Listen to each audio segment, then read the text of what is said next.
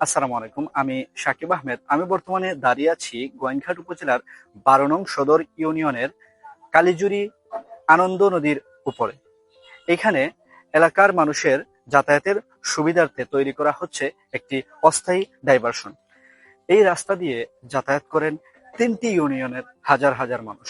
11 নং মধ্য জাফলং ইউনিয়ন, 12 নং গোয়াইনঘাট সদর ইউনিয়ন এবং 2 নং পশ্চিম জাফলং ইউনিয়ন সহ 3 ইউনিয়নের মানুষ এবং 3টি শিক্ষা প্রতিষ্ঠানের ছাত্রছাত্রীরা যাতায়াত করে এই রাস্তা দিয়ে।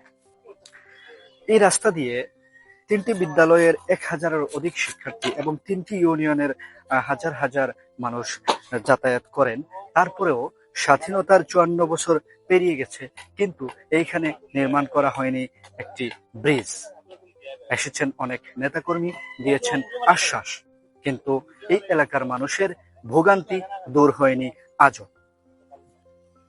তাই আমি অনুরোধ জানাতে চাই এলাকার বিত্তমান মানুষ থেকে শুরু করে ইউনিয়ন চেয়ারম্যান, ইউনিয়ন মহোদয় এবং আগামী সিলেট 4 আসনের সর্বদলীয় এমপি ক্যান্ডিডেটদেরকে অনুরোধ করে বলতে চাই, আপনারা আসুন, এই এলাকার মানুষের দুঃখ দুর্দশা শুনুন এবং কিছু হলেও, অল্প হলেও সহযোগিতা করুন এবং কিভাবে এই জায়গায় একটি স্থায়ী ব্রিজ নির্মাণ করা যায় সেটা নিয়ে একটি উদ্যোগ গ্রহণ করুন।